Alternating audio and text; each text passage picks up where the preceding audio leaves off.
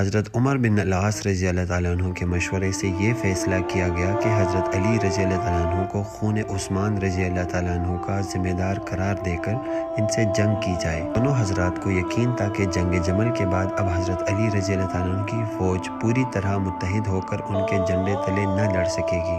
اور نہ عراق اس دلجمی کے ساتھ ان کی حمایت کرے گا جو اہل شام میں حضرت معاویہ رضی اللہ تعالیٰ عنہ کے لیے پائی جاتی تھی۔ اس دوران میں جبکہ حضرت معاویہ رضی اللہ تعالیٰ عنہ ٹال مٹول کر رہے تھے، حضرت جریر بن عبداللہ نے دمشق میں شام کے بااثر لوگوں سے ملاقاتیں کر کے ان کو یقین دلایا کہ خون عثمان کی ذمہ داری سے حضرت علی رضی اللہ عنہ کا کوئی تعلق نہیں ہے۔ حضرت معاویہ رضی اللہ عنہ کو اس سے تشویش لاحق ہوئی اور انہوں نے ایک صاحب کو اس کام پر مامور کر دیا کہ کچھ لوگ ایسے تیار کرے جو اہل شام کے سامنے یہ شہادت دے کہ حضرت علی رضی اللہ عنہ ہی عثمان رضی اللہ عنہ کے قتل کے ذمہ دار ہیں۔ چنانچہ وہ صاحب 5 گواہ تیار کر کے لے آئے اور انہوں نے لوگوں کے سامنے یہ شہادت دی کہ حضرت علی رضی اللہ عنہ نے حضرت عثمان رضی اللہ عنہ کو قتل کیا۔ اس کے بعد حضرت علی رضی اللہ عنہ عراق سے، حضرت معاویہ رضی اللہ عنہ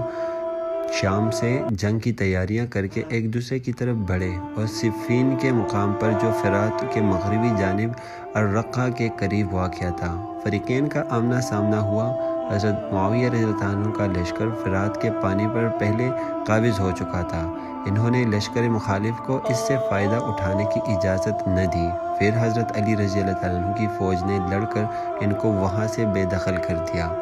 اور حضرت علی رضی اللہ عنہ نے اپنے آدمیوں کو حکم دیا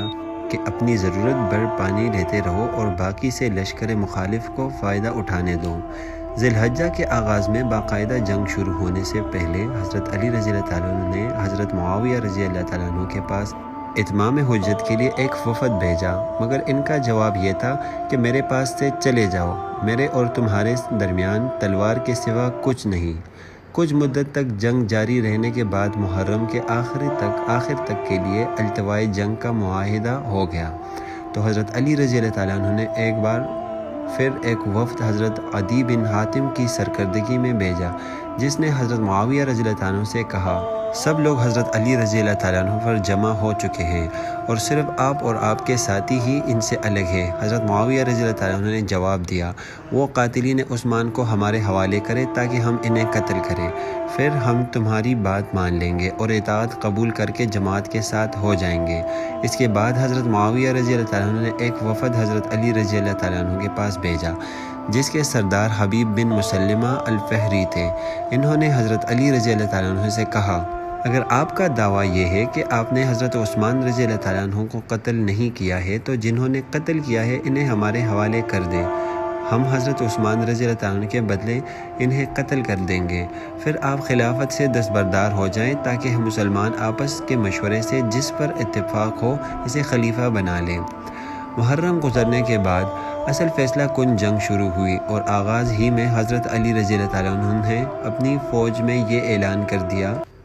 خبردار، لڑائی کی ابتدا اپنی طرف سے نہ کرنا جب تک وہ حملہ نہ کریں، پھر جب تم انہیں شکست دے دو تو کسی بھاگنے والے کو قتل نہ کرنا، کسی زخمی پر ہاتھ نہ ڈالنا، کسی کو برہنہ نہ کرنا، کسی مقتول کی لاش کا مسئلہ نہ کرنا، کسی گھر میں نہ گھسنا، ان کے مال نہ لوٹنا، اور عورتیں خواہ تمہیں گالیاں ہی کیوں نہ دیں ان پر دست درازی نہ کرنا۔ اس جنگ کے دوران ایک واقعہ ایسا پیش آیا جس نے نفع صریح سے یہ بات کھول دی کہ فریقین میں حق پر کون ہے اور باطل پر کون۔ وہ واقعہ یہ ہے کہ حضرت عمار بن یاسر رضی اللہ عنہ جو حضرت علی رضی اللہ عنہ کی فوج میں شامل تھے، حضرت معاویہ رضی اللہ عنہ کی فوج سے لڑتے ہوئے شہید ہو گئے۔ حضرت عمار رضی اللہ عنہ کے متعلق نبی صلی اللہ علیہ وآلہ وسلم کا یہ ارشاد صحابہ رضی اللہ عنہ میں مشہور و معروف تھا، اور بہت سے صحابیوں نے اس کو حضور صلی اللہ علیہ وآلہ وسلم کی زبان مبارک سے سنا تھا، تم کو ایک باغی گروہ قتل کرے گا۔ بخاری، مسلم، ترمذی، نسائی، طبرانی، بہقی، مسند ابو داؤد، طیالسی وغیرہ کتب و حدیث میں حضرت ابو سعید خدری، ابو قتادہ انصاری، ام سلمہ، عبداللہ بن مسعود، عبداللہ بن عمر بن العاص، ابو ہریرہ، عثمان بن عفان، حذیفہ، ابو ایوب انصاری، ابو رافع، خزیمہ بن ثابت، عمر بن العاص، ابو الیسیر، عمار بن یاسر رضی اللہ عنہ اور متعدد دوسرے صحابہ سے اس مضمون کی روایت منقول ہوئی ہے۔ ابن سعد نے طبقات میں بھی یہ حدیث کئی سندوں سے نقل کی ہے۔ متعدد صحابہ و تابعین نے خود حضرت علی رضی اللہ عنہ اور حضرت معاویہ رضی اللہ عنہ کی جنگ میں مذبذب تھے۔ حضرت عمار رضی اللہ عنہ کی شہادت کو یہ معلوم کرنے کے لیے ایک علامت قرار دے دیا تھا کہ فریقین میں سے حق پر کون ہے اور باطل پر کون۔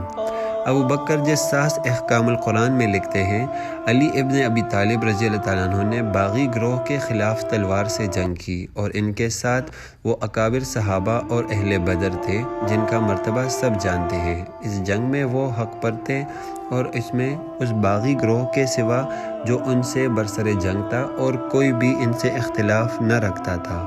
مزید برآں حضرت محمد صلی اللہ علیہ وسلم نے حضرت عمار رضی اللہ عنہ سے فرما دیا تھا کہ تم کو ایک باغی گروہ قتل کرے گا۔ یہ ایک ایسی خبر ہے جو تواتر کے ساتھ منقول ہوئی ہے اور عام طور پر صحیح مانی گئی ہے۔ حتیٰ کہ خود حضرت معاویہ رضی اللہ عنہ سے بھی جب عبداللہ بن عمر بن العاص رضی اللہ عنہ نے اسے بیان کیا تو وہ اس کا انکار نہ کر سکے، البتہ انہوں نے اس کی یہ تعویل کی کہ عمار کو تو اس نے قتل کیا ہے جو انہیں ہمارے نیزوں کے آگے لے آیا۔ اس حدیث کو اہل کوفہ نے، اہل سرا، اہل حجاز اور اہل شام سب نے روایت کی ہے۔